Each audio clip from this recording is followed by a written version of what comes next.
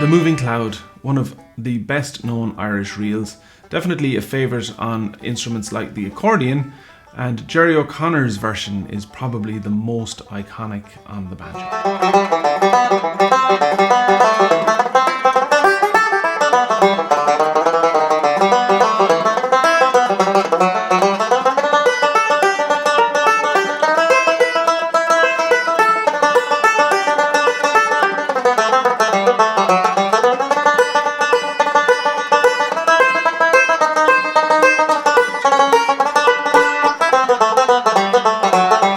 First off, let's learn the simple melody. There are some issues with fingering in this, particularly in the second part, so we're going to look at that in detail. And there's a little bit in the first part that's just bridging that we've talked about many times before. Have you joined Patreon yet?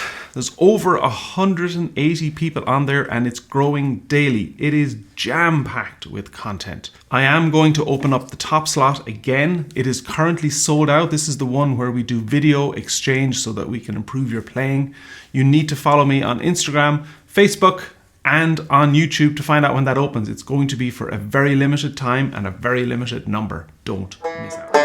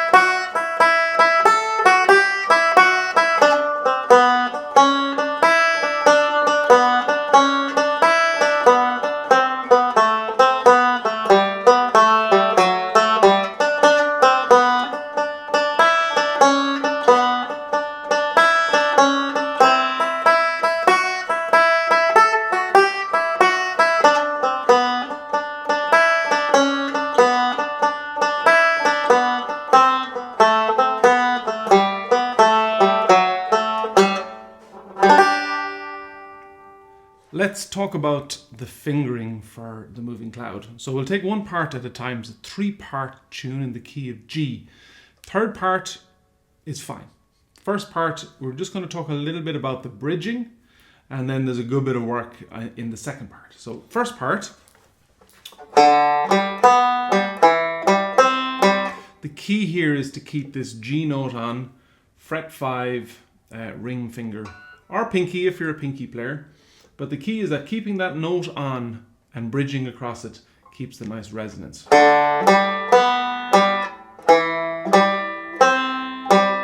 Okay, so we've covered this before in lots of other tunes. Not rocket science, but it's just to keep that nice high finger position so that when you play the G and the C natural,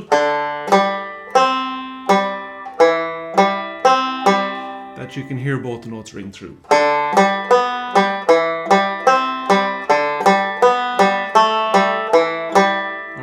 So keeping the G on for as long as you possibly can through a number of those phrases.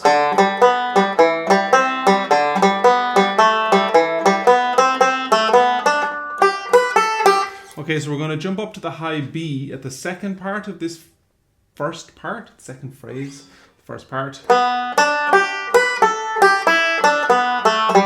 So we're going from a B, D. So to do this in, we'll say, in regular fingering, where you would use the pinky for the high G and your middle finger, sorry, pinky for the high B and the middle finger for the G.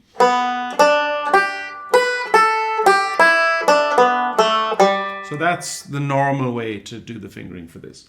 But if, like me, you don't have that great stretch with the pinky, a quick positional shift will get you around. So it's, index finger on the B, up to the high D, and then move this index finger up onto fret 3 to catch the G note. Still use the pinky for the B, but you're just making the stretch easier. And then the switch back down to switching position of the hand happens after that high B.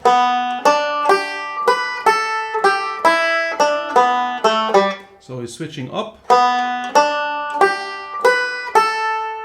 There's an open E, and that's when we switch back down.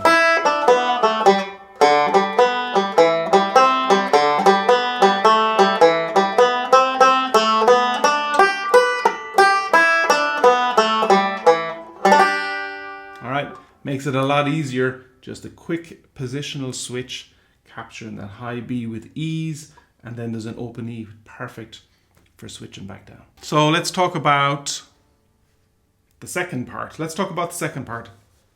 There's a lot more fingering work involved in this because we got to keep the D note on and we're going up to the high B. So let's just play it first and have a look at what's going on.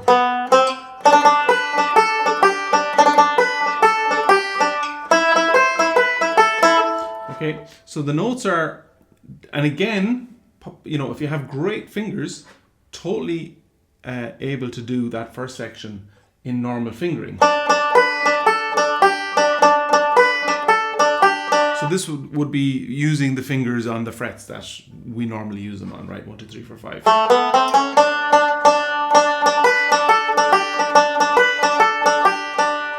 The next phrase has an open E. Right, so you could play it with the open E, but you're going to lose the resonance. See the resonance that you have on the D? So this is a repeated motif that just moves up a tone. So by keeping this D on, you have this resonance that is resounding through that phrase. So what I do and what I recommend doing is shifting position. We're already shifting position to get this framework using your middle finger for the D. Okay, there is a bit of a flick down. You could also use your fourth finger. I know this is lots of different ways of doing it that I'm throwing at you all at the one time, but let's do one of them at a time. So here we go, using middle finger for D. Flicking down for the A. But you're keeping the D note on, that's the important part.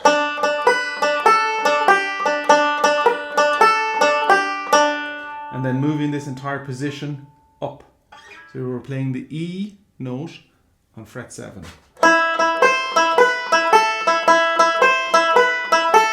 And then shift it all down again.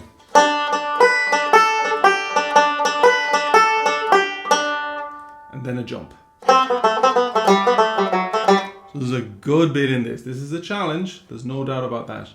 I'm using middle finger, index and pinky for that first because the stretch from G to B, 1, 2, 3, it's 4 fret stretch. In theory, you could use your ring finger for the A.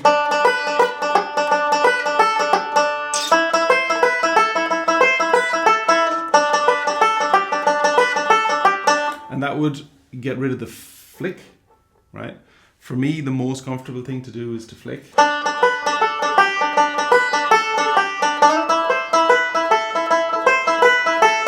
use my ring finger for the C natural in that second phrase because it's only a 3 fret stretch.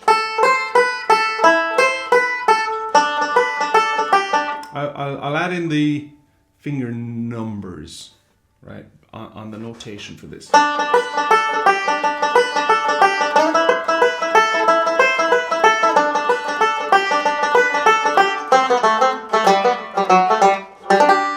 So this tune is absolutely a huge workout for your left hand.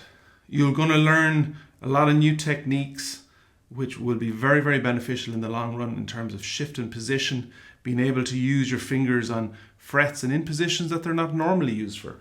And, learning how to bridge and to bring that E string, to bring the E note up onto fret 7.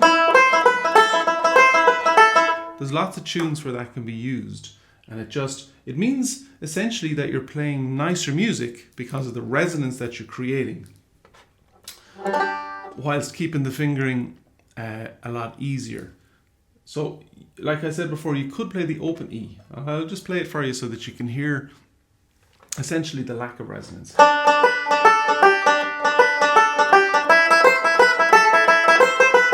So that gets a little bit jumpy because the open E doesn't resonate all the way through. Whereas there's more of a blend of notes in that.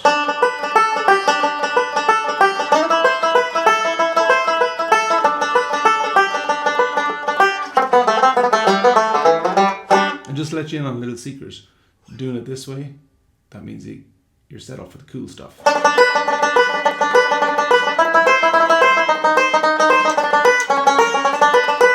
We'll get to that in a minute. There's no issues in the third part.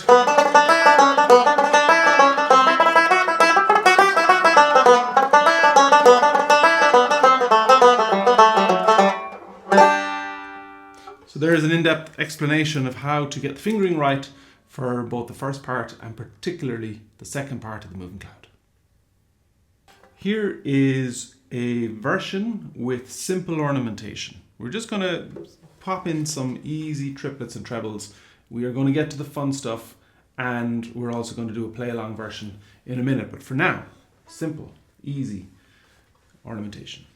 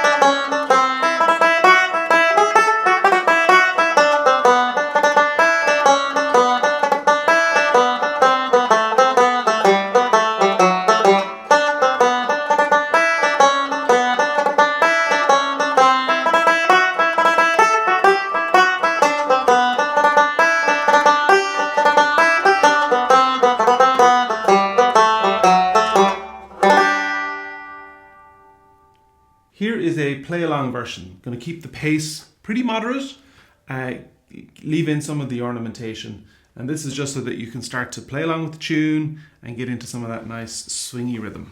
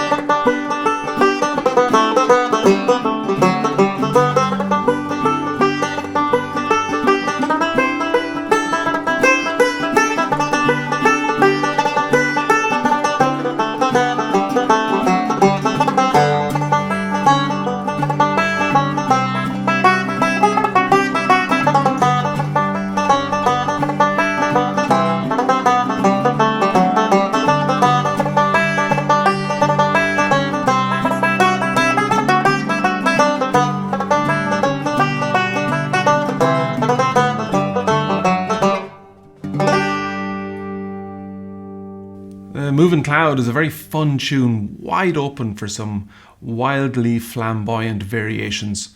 So let's see what happens. Let's go for it. Here is a fun version. Lots of different things going to happen in this. It's all going to be fully notated. So even if you just want to zoom in and grab a couple of bars that you like, you can absolutely do that and then pop that back into the easier version that you are working on.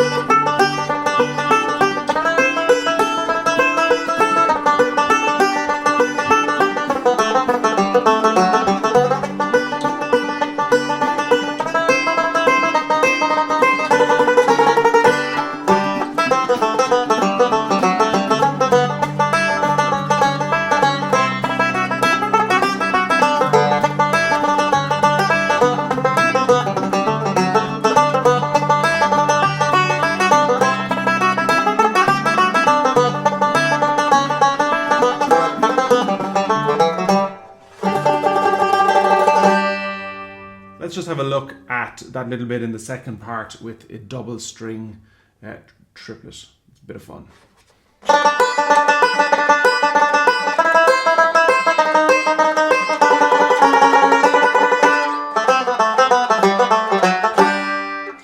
All right, so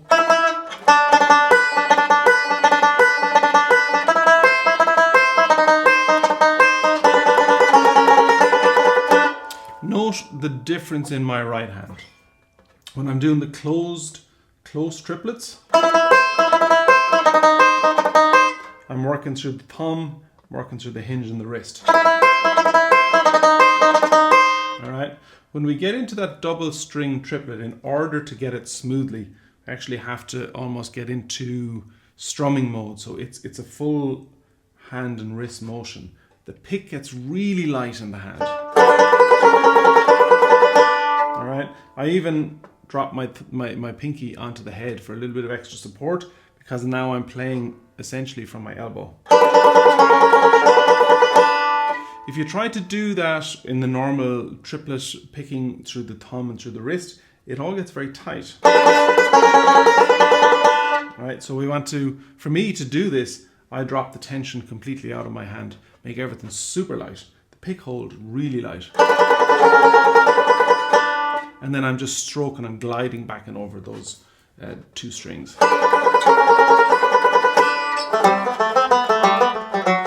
So there's a feel. It feels different when you go from it.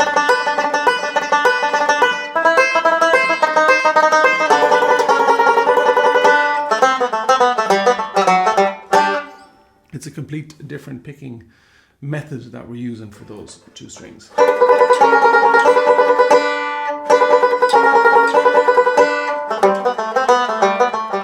If you don't like the double string triplet, there is the option just to continue the trebles, so it'll sound like this.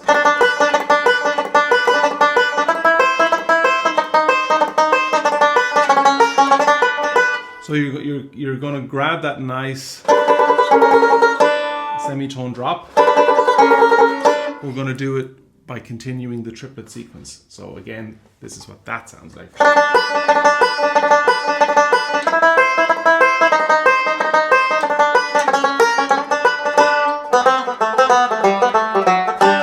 If we finish on that bump,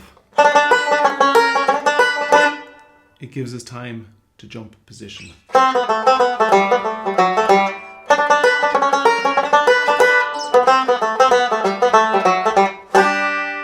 Alright, thanks for watching. Make sure to hit that subscribe button for all of the notation. Go to Patreon now. Don't miss out.